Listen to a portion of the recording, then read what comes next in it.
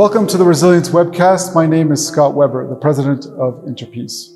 I'm here in Rwanda 26 years after the genocide against the Tutsi, where the country is making tremendous economic progress that is the envy of many countries on the continent. And yet challenges remain. According to the Ministry of Health, over 1 million Rwandans suffer from some form of mental illness or trauma. We are also witnessing the intergenerational transmission of trauma in young people who didn't live through the events of 1994. The process of reconciliation is one of the top priorities for the authorities and for the population here in Rwanda. And we are privileged to be able to speak today to the Executive Secretary of the National Unity and Reconciliation Commission, Mr. Fidèle NDAYISABA, about the particular challenges of that process of reconciliation, what it really means to forgive, for truth-telling in a society like Rwanda, but also the stories of resilience that give him hope for the future of this country. Fidèle, thank you so much for joining us. Thank you, Scott. It's a pleasure to have you. The world is even more divided today than it was several years ago, even in 1994, when the genocide against the Tutsi took place in Rwanda. We're seeing polarization in many countries, and the origins of the dehumanization of the other, we're hearing that more and more in the discourse. Does that make you worried for what you see around the world in terms of the potential for violence at another scale? It's very unfortunate to see how people are not running from what has been there, what has been in different corners of the world. Indeed, during the genocide against the Tutsi, Rwanda has been abandoned by the international community.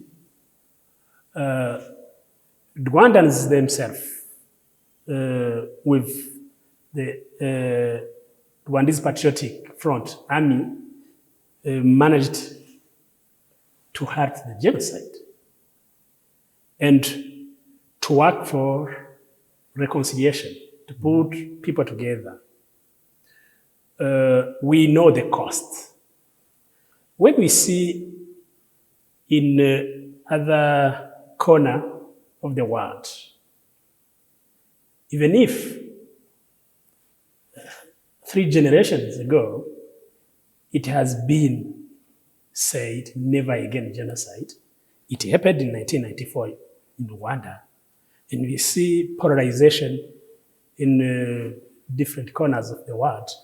Such violence of killing people because of who they are, it's really very unfortunate. And I think the history should teach us. We have to learn from the history, and we know what to avoid. We know that violence costs to everybody, to the perpetrator, victims, to the whole community, because after all, we have to come to help to recover. Peace building, investing in peace building, investing in really educating young people especially, in having the critical thinking to avoid to be involved in the violence, in the polarization. This is much needed in this world today. And it's much needed because the kids are on social media so much, the messaging on social media, which spreads so quickly and spreads messages of hate or fake news or other information that divides, is so difficult to combat. In my view, the only way to combat that really is for us to build that critical thinking in young people, in the populations in general, so that they know what information they can trust or not trust, or that they have a critical sense of what they're hearing and can make up their own mind. But we're fighting against a phenomenon of connectivity, which is only increasing, of a saturation of the airwaves with information and of the internet with information and ideologies that divide. So this is a growing challenge. Yeah, it's a growing challenge, and it is our responsibility. Parents, it is a responsibility. Government, it's our responsibility, adult people, to educate our young generation.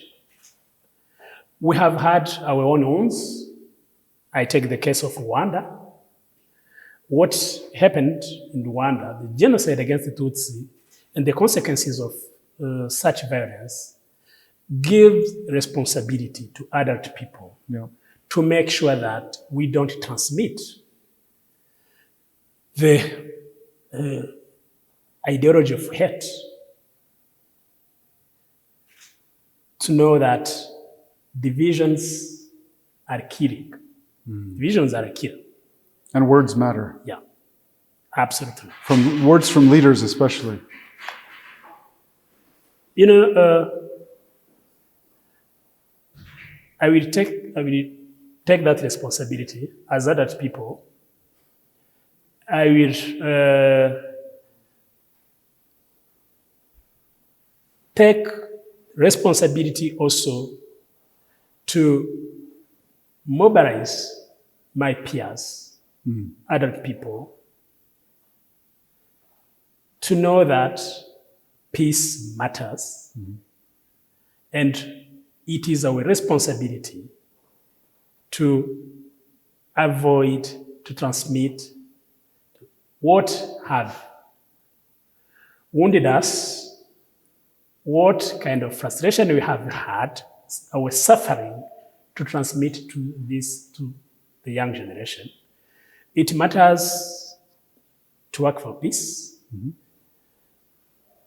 to give the right heritage. You know, when you are a parent, the only heritage the parents can give to their kids, if they really love their kids, and no more parents should love their kids, it's to enjoy a peaceful life, prosperous life. So education matters, and to educate people what to avoid and what to promote. Right. So in a bid to have a peaceful and prosperous life. Yeah. The transmission of values and sense of right and wrong. Exactly.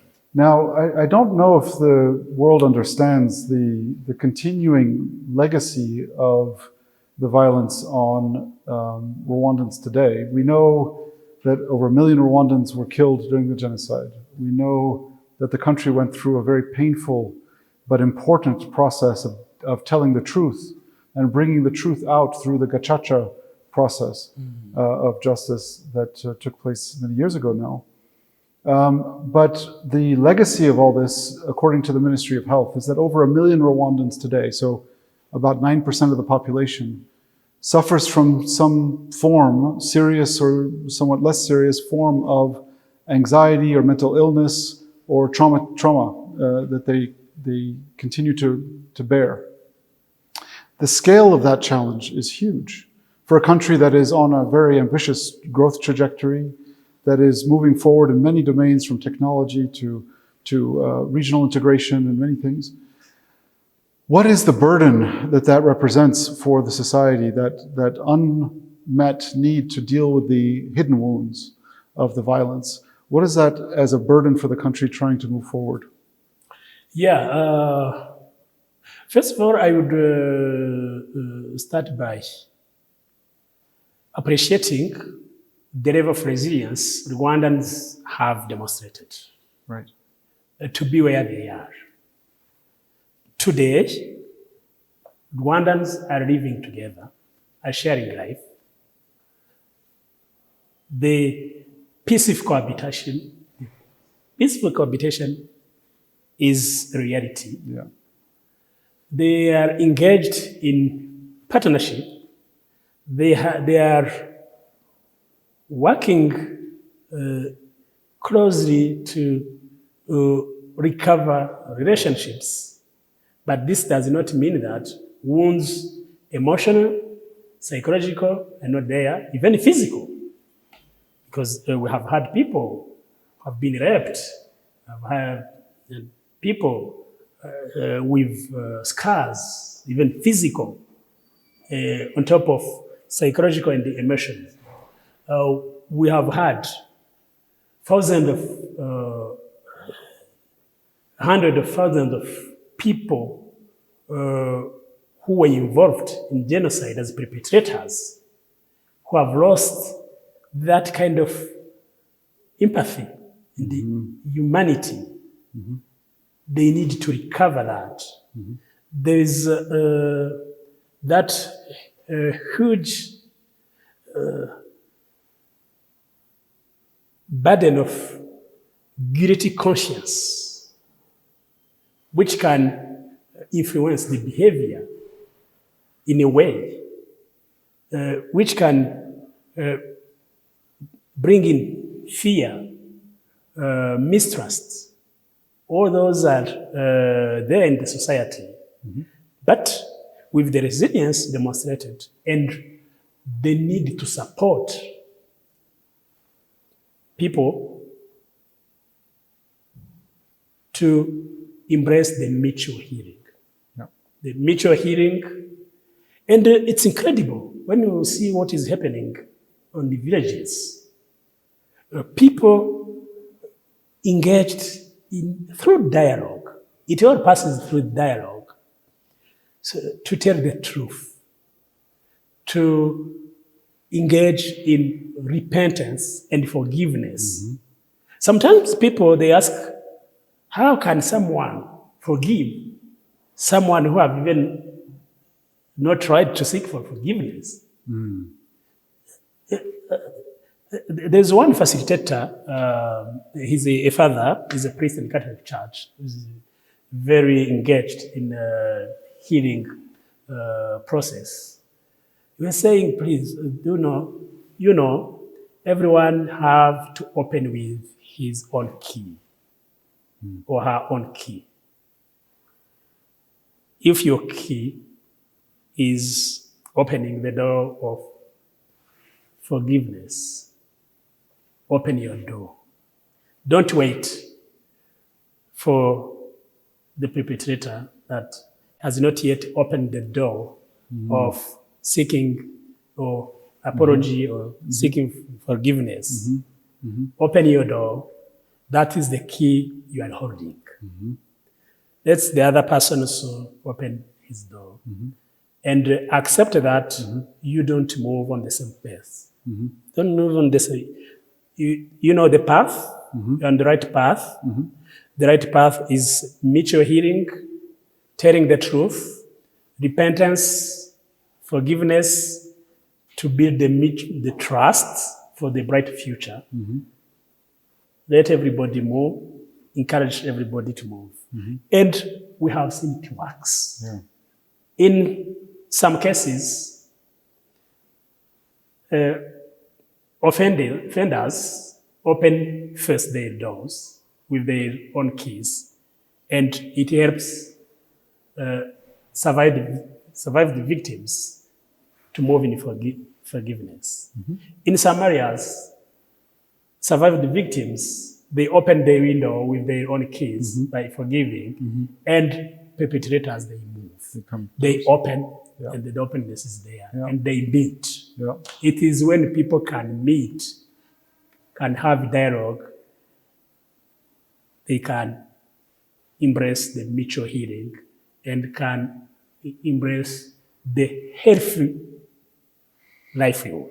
And these approaches that the Commission has been championing now for so long and that have worked to such a large extent around the country are going to be needed even more in the coming years with the gradual release of prisoners as well, who have had the longest prison terms of all, the 20, 25, 30-year prison terms from the genocide. So people who had a direct role and who are going to need to reintegrate society, where they've been in prison for 25 plus years.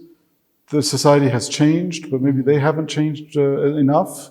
It's going to be a shock for them to reintegrate society. The communities that will receive them again are going to have a very important and tough task of embracing that process that you were just describing.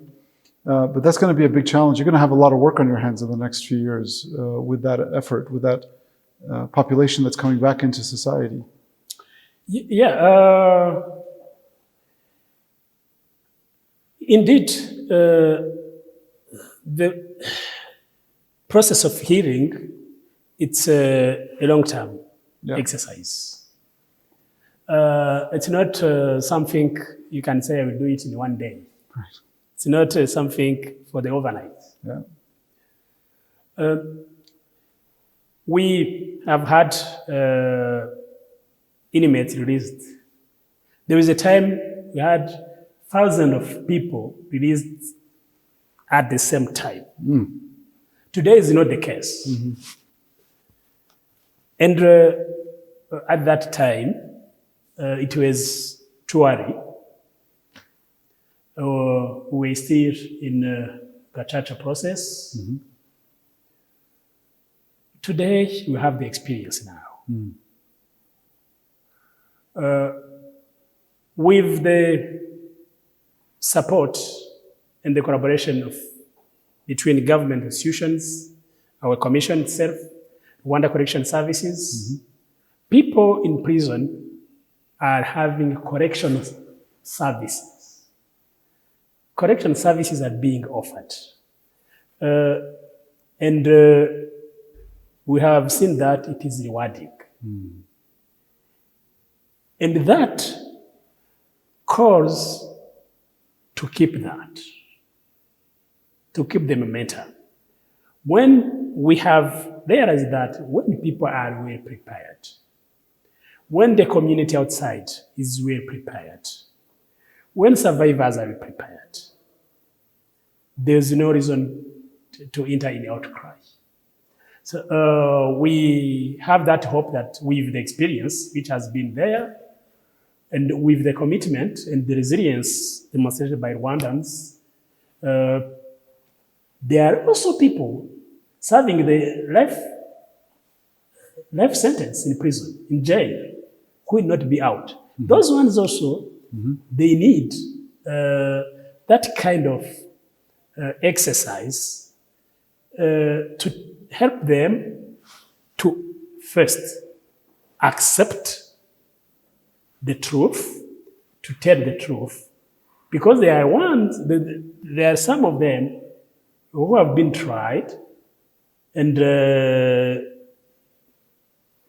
who are still hurt, not accepting what happened, not telling the truth to their relatives, and that complicates the relationship between the members of the community where they live together on the villages. So not only saying that because services to be offered is not only targeting people to be released. Those to be released have to be well prepared, and you have to build on already existing experience to keep the right path, to prepare people, and also to think about those who may stay their whole life in prison, to be also assisted to serve their sentence with kind of dignity and helping the rest of the community to rebuild trust. And that's why the work that you're doing also in schools in Rwanda is so important, to prepare these younger generations with not just the critical thinking you were talking about, but a real nuanced awareness of what happened and why, and how the country is dealing with that in order to move forward. Because in the end, reconciliation is as much about the past as it is about the future. Absolutely. Is it not? Yeah, absolutely, absolutely. It's reconciliation is for the future. Reconciliation is for productivity. People have to reconcile for peace, but for prosperity. If people do not reconcile, they can't be active, they can't be productive. Right. Yeah. And they can't be resilient. Absolutely. What gives you the greatest hope for the future of Rwanda? So, the youth of Rwanda, the commitment of the youth of Rwanda. It's encouraging and promising. And